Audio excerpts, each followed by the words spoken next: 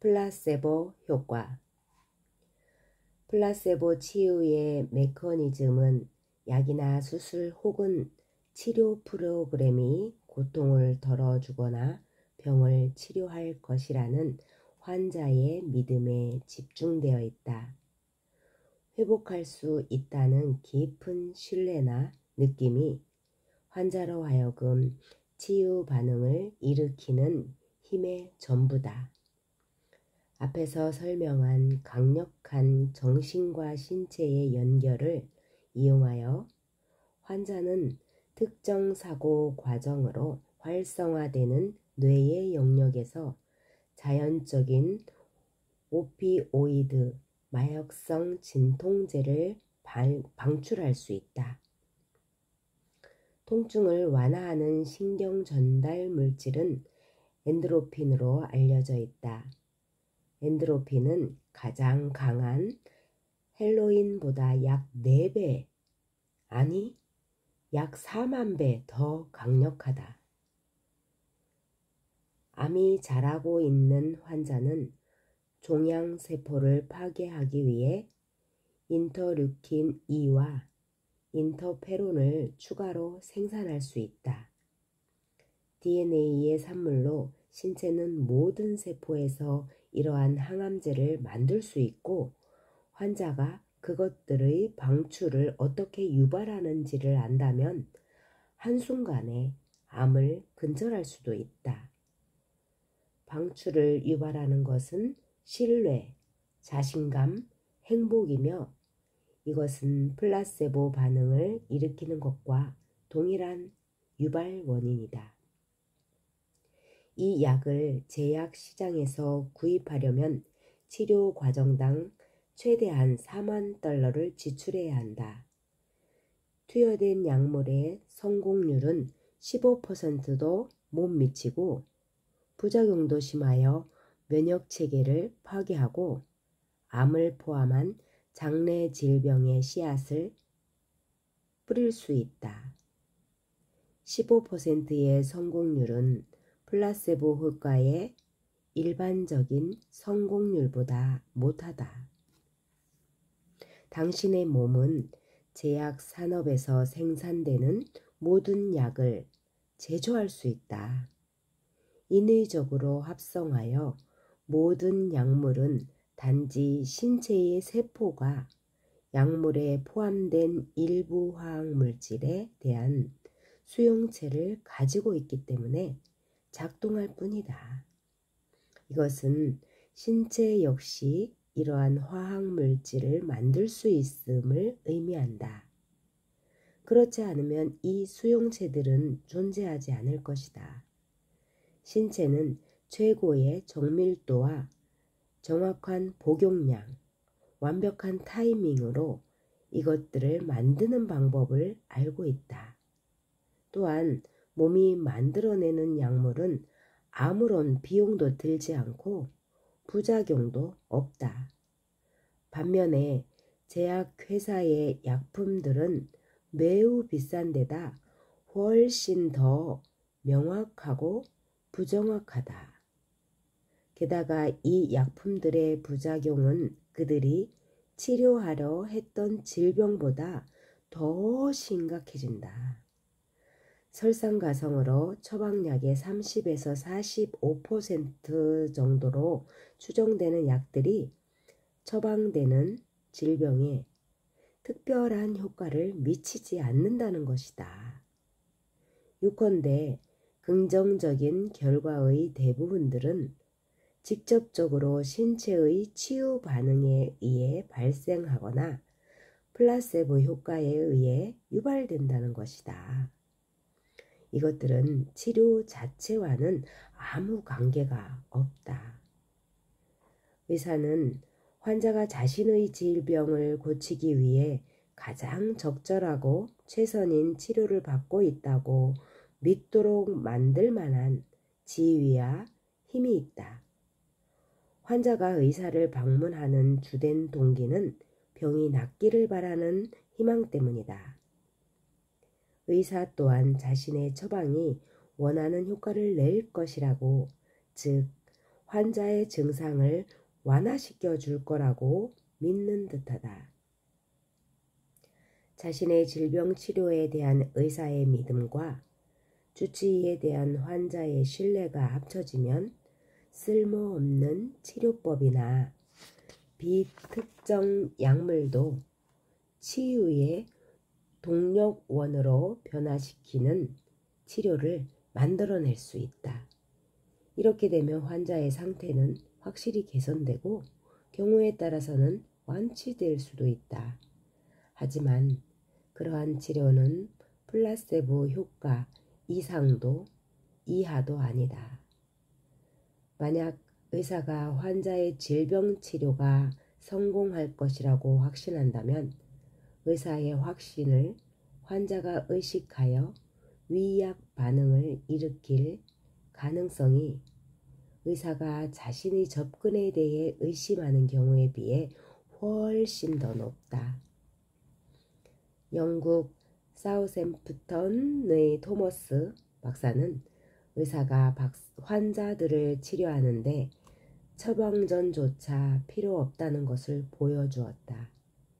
토머스 박사는 두통, 복통, 요통, 인후통, 기침, 피로 등 다양한 증상에 시달리는 200명의 환자를 선별한 뒤 두 그룹으로 나누었다.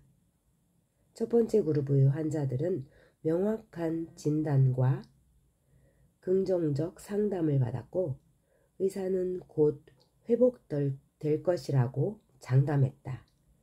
그는 두 번째 그룹 환자들에게는 무엇이 문제인지 확신할 수 없다고 말한 뒤 개선되지 않을 경우에 대비해 다시 오라고 했다.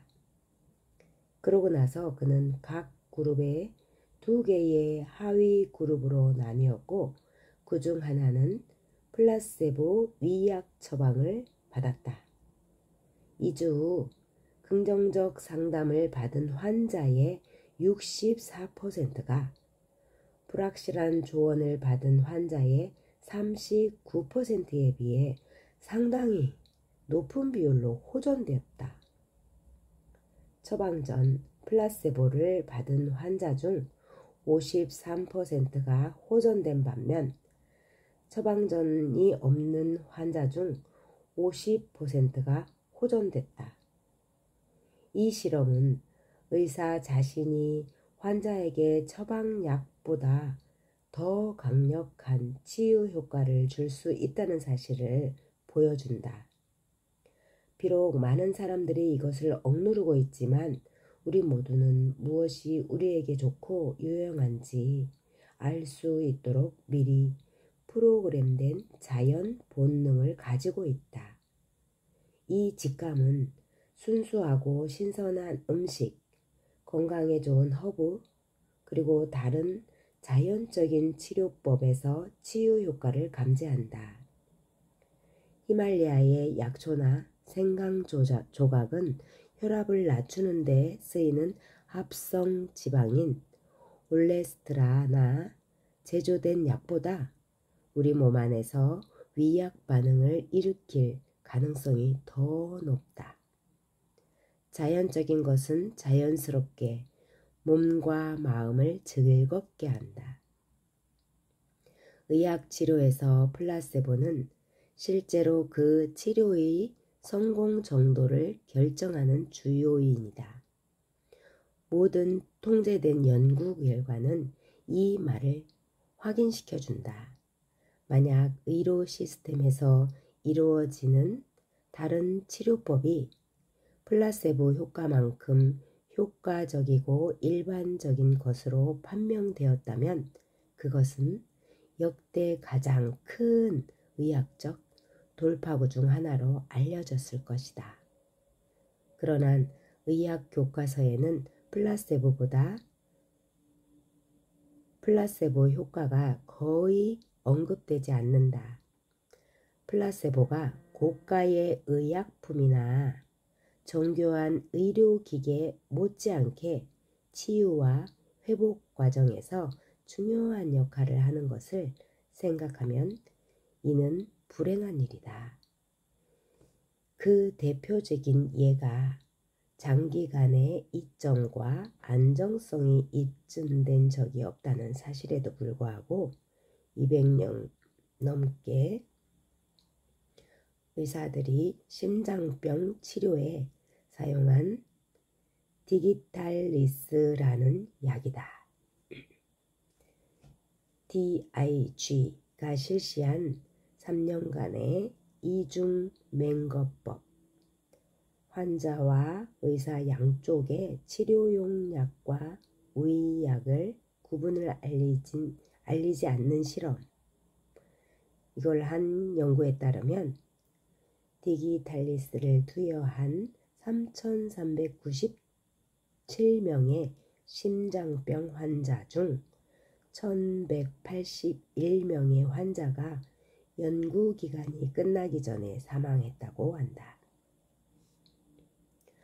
위약을 받은 3,403명의 환자 중 사망한 1,194명의 환자와 비교해 보면 디기탈리스가 심장질환에 의한 사망 예방에 설탕약과 다를 바 없다는 것이 명백해진다. 그래도 그것은 여전히 플라세보보다 선호되는 치료법이다. 연구기간 중에 죽지 않는 디기탈리스 그룹의 사람들이 실제로 살아남은 것은 디기탈리스를 처방해서가 아니라 플라세보 그 그룹의 사람들이 살아남은 것과 같은 이유 때문이 아닐까? 거의 동일한 사망률 수치를 감안할 때 그럴 가능성이 크다. 이 연구에서 보여주듯 디기탈리스의 유일한 가치는 위약이 그랬던 것처럼 플라세보 효과를 유발하는 것이었다. 즉, 플라세보 반응의 방아쇠가 되는 것 말곤 그 약에 어떤 이득도 존재하지 않는다. 의학 수련을 하는 동안 의사 지망생들은 약물 자체가 치유 반응을 이끌어낼 수 없다는 불쾌한 사실을 직면해야 한다. 약은 투여받은 사람의 35%에서만 효과를 볼 수 있다. 나머지는 약의 부작용 때문에 결과가 없거나 오히려 악화될 수 있다. 의사들은 또한 의사가 호전을 보장한다면 특정 약물로 환자의 상태가 좋아질 가능성이 훨씬 더 높다는 것을 알고 있다. 그들은 환자가 약만 봐도 나아질 수 있다는 것을 배웠다. 그러나 이러한 약 효과는 약물 자체보다 환자의 상상력을 믿음에 더 의존한다.